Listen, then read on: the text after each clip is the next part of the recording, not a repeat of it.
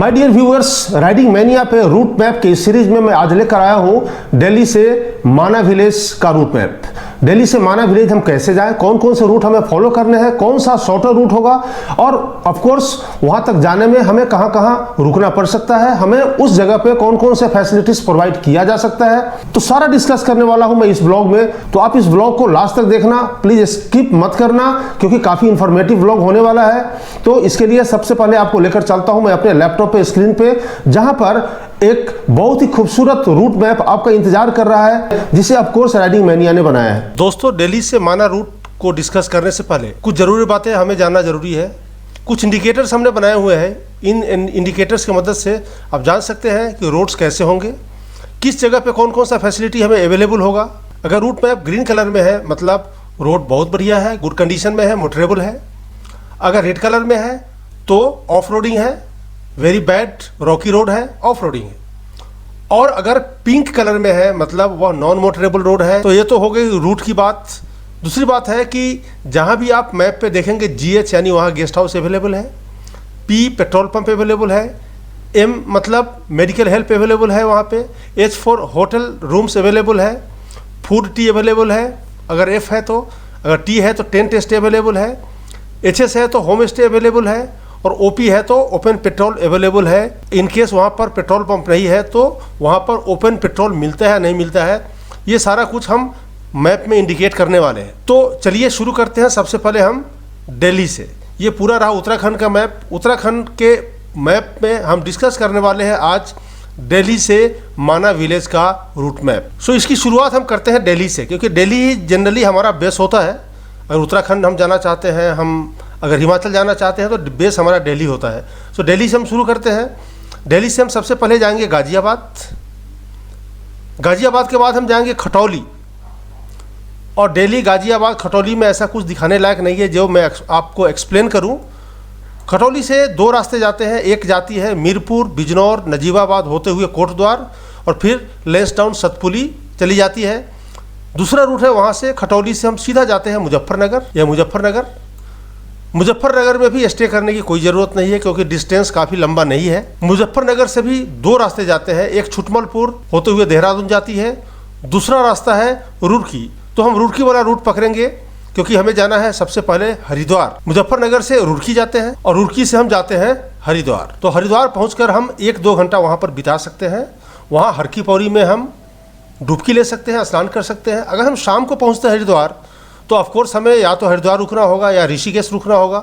तो हरिद्वार में अगर हम शाम को पहुंचते हैं तो वहाँ गंगा आरती होता है, गंगा आरती का हम आनंद ले सकते हैं। और फिर हरिद्वार से हम आगे जाते हैं ऋषिकेश। ऋषिकेश में भी हम स्टे कर सकते हैं। हरिद्वार से ऋषिकेश की ज़्यादा दूरी नहीं है, बट ऋषिकेश से पहाड़ शुरू हो जाता है। ऋषिकेश में हम स्टे कर सकते हैं, वहाँ पर होटल्स सारा कुछ वहाँ अवेलेबल होता है। और ऋषिकेश में लक्ष्मण झूला है, वहाँ इवनिंग आरती भी हम देख सकते हैं। और ऋषिकेश के बाद में आता है एक जगह शिवपुरी। ऋषिकेश और देवप्रयाग के बीच में है शिवपुरी, जहाँ पर वाटर राफ्टिंग कैंप है। अगर आप राफ्टिंग के शौकीन हैं तो राफ्टिंग का मज़ा आप शिवपुरी में 2-4 घंटे रुककर वहाँ पर ले सकते हैं, राफ्टिंग कर सकते हैं। और फिर हम शिवपुरी से आगे बढ़ते हैं देवप्रयाग। देवप्रयाग एक कन्फ्लुएंस है, एक संगम है। यह पंच प्रयाग में से एक है देवप्रयाग, और यहाँ पर अलकनंदा भागीरथी का संगम है। देवप्रयाग के बाद ही गंगा जब हरिद्वार की तरफ आगे बढ़ती है तो उसका नाम गंगा हो जाता है, अदरवाइज उससे पहले हम उसे अलकनंदा ही कहते हैं। अब देवप्रयाग के बाद हम आगे बढ़ते हैं श्रीनगर। श्रीनगर एक लो अल्टीट्यूड पे स्थित एक छोटा सा शहर है। लो अल्टीट्यूड मतलब उसकी ऊंचाई बहुत ज़्यादा नहीं है, समुद्र तल से उसकी ऊंचाई है 650 मीटर सिर्फ, इसलिए वहाँ पर काफ़ी गर्मी होता है। इवन गर्मी के सीजन में वहाँ का टेम्परेचर 40-45 डिग्री तक पहुँच जाता है। अब हम श्रीनगर से आगे बढ़ते हैं रुद्रप्रयाग। ये है रुद्रप्रयाग। रुद्रप्रयाग भी एक म्यूनिसिपैलिटी है और वो डिस्ट्रिक्ट भी है। उत्तराखंड का एक डिस्ट्रिक्ट है रुद्रप्रयाग। रुद्रप्रयाग में भी एक कॉन्फ्लुएंस है, एक संगम है। और रुद्रप्रयाग 2 नदियों के संगम पे बसा हुआ है। वह है अलकनंदा और मंदाकिनी रिवर के संगम पे वह बसा हुआ शहर है रुद्रप्रयाग। तो रुद्रप्रयाग में भी आप रुक सकते हैं, वहाँ पर कैंपिंग कर सकते हैं, वहाँ पर होटल स्टे भी आप कर सकते हैं वहाँ पर। काफ़ी फैसिलिटीज़ है रुद्रप्रयाग में, काफ़ी टूरिस्ट वहाँ पर रुकते हैं, इसलिए श्रीनगर ना रुककर आप रुद्रप्रयाग में रुक सकते हैं। और कर्णप्रयाग रुद्रप्रयाग के ठीक बाद है, यहाँ पर भी काफ़ी फैसिलिटीज़ आपको मिलेंगे। यहाँ पर आप स्टे कर सकते हैं, यहाँ पर आप कैंपिंग कर सकते हैं। और कर्णप्रयाग भी एक कन्फ्लुएंस है, एक कन्फ्लुएंस के किनारे बसा हुआ है, और वह है अलकनंदा और पिंडर रिवर के संगम पे बसा हुआ यह एक छोटा सा खूबसूरत शहर है कर्णप्रयाग। कर्णप्रयाग के बाद हम आगे बढ़ते हैं चमोली। चमोली उत्तराखंड का एक डिस्ट्रिक्ट है।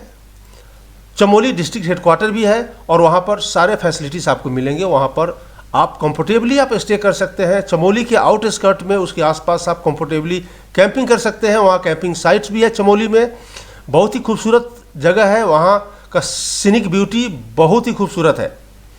और आगे हम बढ़ते हैं चमोली से Nandprayag. Nandprayag, this name has been given after the name of a river Nandakini, यानी नंदप्रयाग शहर नंदाकिनी और अलकनंदा के संगम पे बसा हुआ खूबसूरत सा शहर है नंदप्रयाग। और यह भी पंचप्रयाग में से एक है। नंदप्रयाग से एक रास्ता निकलता है सोनप्रयाग की तरफ, जो केदारनाथ तक चली जाती है। उससे पहले चमोली से भी एक रास्ता निकलता है। चमोली से आप चोपटा जा सकते हैं, चोपटा से तुंगनाथ जा सकते हैं, चोपटा से आप गुप्तकाशी जा सकते हैं, वहाँ से सोनप्रयाग। कर्णप्रयाग से एक रास्ता निकलता है चोपटा के लिए, फिर आगे तिलवारा श्रीनगर की तरफ चली जाती है। अब हम आगे बढ़ते हैं पिपला कोटी। पिपला कोटी भी एक बहुत ही खूबसूरत शहर है, छोटा सा शहर है, और इसकी ऊंचाई है समुद्र तल से 1260 मीटर। और पिपला कोटी से आप बद्रीनाथ जा सकते हैं, औली जा सकते हैं, यहीं से आप हेमकुंड साहब भी जा सकते हैं, और वैली ऑफ फ्लावर भी आप यहीं से जा सकते हैं। यानी इन सब जगह के लिए यह एक बहुत ही अच्छा बेस है। यहाँ पर आप स्टे कर सकते हैं, यहाँ पर कैंपिंग कर सकते हैं, यहाँ पर सारे एक्टिविटीज़ आप यहाँ पर कर सकते हैं। बहुत ही खूबसूरत जगह है पिपला कोठी। और आगे बढ़ते हैं पिपला कोठी से हम जोशीमठ के तरफ। जोशीमठ एक ऐसा जंक्शन है जहाँ से कई रास्ते जाते हैं। यह एक बेस है। यहाँ पर अगर आप माना विलेज, माना पास की तरफ जा सकते हैं तो आपका बेस यह है। अगर आप मलारी की तरफ जा सकते हैं तो भी आपका बेस है। आप अगर औली की तरफ जा सकते हैं तो भी जोशीमठ बेस है। और अगर आप माना पास की तरफ जा रहे हैं तो माना पास के लिए परमिशन सबसे पहले जोशीमठ डीएम से आपको लेना होता है। जोशीमठ में सारे फैसिलिटीज़ हैं जिसकी आपकी रिक्वायरमेंट हो सकती है, इसलिए आप कंफर्टेबली जोशीमठ में भी आप रुक सकते हैं। जोशीमठ के बाद आता है गोविंद घाट।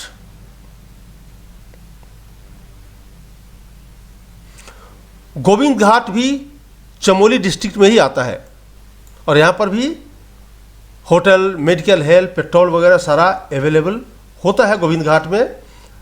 और यहीं से Hemkund Sahib, valley of flowers वगैरह आप गोविंद घाट से भी जा सकते हैं, यहाँ से भी रूट है।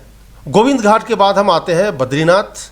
बद्रीनाथ मेन रूट पे नहीं है, बल्कि ज़रा हटकर है, ज़्यादा डिस्टेंस नहीं है। और बद्रीनाथ की ऊंचाई है 10,800 feet above the sea level. यहाँ पर भी सारा फैसिलिटीज़ अवेलेबल होता है। बद्रीनाथ में होटल स्टे है, यहाँ पर होम स्टे है, गेस्ट हाउस है, सारा कुछ है यहाँ पर। बद्रीनाथ जाकर आप बद्रीनाथ का दर्शन भी आप कर सकते हैं अगर आप विंटर सीजन में नहीं जाते हैं तो, क्योंकि विंटर सीजन में कपाट बंद होता है, यह रूट कम्प्लीटली बंद रहता है। और बद्रीनाथ से हार्डली 3 किलोमीटर की दूरी पे है माना विलेज, अल्टीमेट विलेज। माना विलेज यह अपने देश का अंतिम गांव के रूप में भी जाना जाता है। Mana village is the last village of our country and it is located at a height of 10,500 feet. Mana village में भी गेस्ट हाउस आपको मिलेगा, होम स्टे मिलेगा, ओपन पेट्रोल मिलेगा because there is no petrol pump. और माना विलेज की जो beauty है यह काबिल तारीफ है, बहुत ही खूबसूरत जगह है। हाँ, और लास्ट टी स्टॉल भी यहीं पर है, बहुत ही फेमस टी स्टॉल है। अगर आप माना विलेज जाते हैं तो डेफिनेटली आप उस टी स्टॉल पे जाएंगे और वहाँ पर आप चाय पिएंगे। और माना विलेज जब आप पहुंच जाते हैं, यहाँ तक आने के लिए किसी भी परमिशन की ज़रूरत नहीं होती है। कंफर्टेबली आप यहाँ पे आ सकते हैं। थोड़े बहुत ऑफ रोडिंग है, बट कुल मिलाकर रोड की कंडीशन अच्छी है। पर जब आप माना विलेज से माना ला यानी माना पास की तरफ जाते हैं तो रोड की कंडीशन बहुत ही बदतर है। कंप्लीट ऑफ रोडिंग है, ब्रोकन रोड है, बैड कंडीशन है रोड का। और यहाँ जाने के लिए, मानाला जाने के लिए परमिशन आपको लेनी होगी सबसे पहले जोशीमठ के डीएम से, और फिर इंडिया और तिब्बत का बॉर्डर है वहाँ पर आईटीबीपी से आपको परमिशन लेनी होगी। आईटीबीपी वाले परमिशन देंगे जोशीमठ के डीएम के परमिशन के आधार पे। वहाँ पहुँचने के लिए आपको फिजिकली और मेंटली फिट होना पड़ेगा, क्योंकि माना पास का जो हाइट है वह है 18,475 फीट। माना विलेज से माना पास के बीच you are not going to get any food stall, any food court, tea stall, वहाँ कुछ भी नहीं मिलेगा। सारा कुछ आपको कैरी करके लेकर जाना होगा। सो माय डियर फ्रेंड्स, ये तो था दिल्ली से माना तक का रूट मैप जो हमने आज डिस्कस किया है। दिल्ली से धारचूला और न्यू कैलाश मानसरोवर रूट को हमने ऑलरेडी अपलोड किया है। अगर आपने नहीं देखा है तो मेरे प्लेलिस्ट में जाकर आप उसे देख सकते हैं। और इसके बाद आ रहे हैं फिर से एक धमाकेदार रूट मैप के साथ, और वह होगा दिल्ली से मुंशियारी का। मुंशियारी जाना हम सब पसंद करते हैं, हर एक राइडर का सपना होता है मुंशियारी जाना। उसका रूट मैप मैं अगले ब्लॉग में डिस्कस करूंगा। तब तक के लिए stay safe. So my dear viewers, मुझे पूरी उम्मीद है कि दिल्ली से माना विलेज तक का जो रूट मैंने डिस्कस किया आपके साथ काफ़ी इंफॉर्मेटिव लगा होगा, काफ़ी अच्छा लगा होगा, और ऑफ कोर्स आप प्लान भी कर रहे होंगे अपने राइड का। तो अगर यह वीडियो आपको इंफॉर्मेटिव लगा है, इंटरटेनिंग लगा है, तो please don't forget to like, subscribe and also of course share my video. Thank you, bye bye and stay safe.